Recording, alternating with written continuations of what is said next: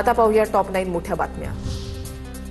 खासदार भुमरेंच्या ड्रायव्हरच्या विरोधात गुन्हा दाखल। दाऊदपुरा भागामधील 9 एकर हिबानामा जमीन प्रकरणी गुन्हा। हिबानामा करून आर्थिक फसवणूक केल्याची होती तक्रार। दौऱ्यादरम्यान संदीपान भुमरेंनी माहिती घेऊन प्रतिक्रिया देईन असं म्हटलंय। 1 एप्रिल 2024 पासून नवा आयकर कायदा लागू होणार। नव्या कायद्यानुसार आता क्रेडिट कार्डनेही इन्कम टॅक्स भरण्याची सुविधा मिळणार। नोकरदारांसाठी अत्यंत महत्त्वाचा मानला जाणारा फॉर्म 16 ऐवजी आता फॉर्म 130 असणार। राज्यामध्ये उद्यापासून मेघगर्जनेसह पावसाचा अंदाज। 30 मार्च ते 1 एप्रिल या दरम्यान पावसाचा अंदाज। अवकाळी पावसानं उकाड्यापासून काही काळ दिलासा मिळण्याची शक्यता, मात्र शेतीचं मोठं नुकसान होण्याचा अंदाज। पिंपरी चिंचवड महापालिकेच्या अग्निशमन विभागाकडून शहरातील 674 हॉस्पिटल्सना नोटीस। केवळ 138 रुग्णालयांकडेच अग्निशमन प्रमाणपत्र।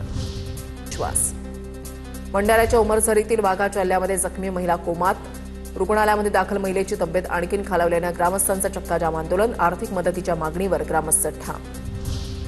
ठाणे जिल्हाधिकारी कार्यालयामध्ये अग्निशामक यंत्रांची मुदत संपली। सार्वजनिक विभागाचा भोंगळ कारभार समोर।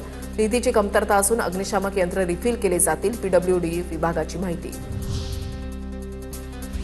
उद्यापासून 4 एप्रिलपर्यंत मुंबईचे डबेवाले सुट्टीवर। चैत्र पौर्णिमेला पश्चिम महाराष्ट्रामध्ये यात्रेसाठी गावाला जाणार असल्यानं 5 दिवसांसाठी डबेवाल्यांची सेवा बंद। या कालावधीमधलं वेतन न कापण्याची डबेवाला संघटनेची विनंती।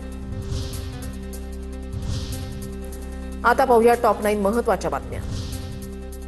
आषाढी वारीसाठी संतश्रेष्ठ ज्ञानेश्वर महाराजांची पालखी 8 जुलैला पंढरपूरला प्रस्थान होणार। 24 जुलैला पालखी सोहळा पंढरपूरला पोहोचणार। पालखी सोहळा प्रमुख अॅडव्होकेट राजेंद्र उमाप यांची माहिती। तुळजाभवानीचं मंदिर चैत्र पौर्णिमा यात्रेनिमित्त 22 तास खुलं राहणार। 500 रुपयांचं विशेष दर्शन पासही बंद राहणार। यात्रेनिमित्त मंदिर संस्थांच्या कर्मचाऱ्यांच्या सर्व सुट्ट्या रद्द। कामदा एकादशी निमित्त जेजुरीच्या खंडोबा मंदिरामध्ये द्राक्षांची पूजा घालत आरास। पहाटे खंडोबा देवाची पूजा अभिषेक झाल्यानंतर भाविकांच्या वतीनं देवाला द्राक्षांची आरास करण्यात आली। एकादशी निमित्त पंढरपूरमध्ये भगवान विठ्ठलाला पुरणपोळीचा नैवेद्य। शंभू महादेवाच्या लग्न सोहळ्याला भगवान विठ्ठल गेले असता पंक्तीमध्ये जेवण केल्याची आख्यायिका। सप्तशृंगी देवीच्या वणीगडावर जाणाऱ्या भाविकांना जेवणाची व्यवस्था। श्री गुरुदेव भक्त मंडळाचा स्तुत्य उपक्रम। गेल्या 35 वर्षांपासून जेवण देण्याची परंपरा सुरू। अटल सेतू आता विमानतळ, जैनपेटी आणि अलिबागला जोडला जाणार। या प्रकल्पामुळे मुंबई ते अलिबाग अंतर 1.5 तासामध्ये गाठता येणार। सिडकोने या प्रकल्पासाठी कार्यवाही सुरू केली।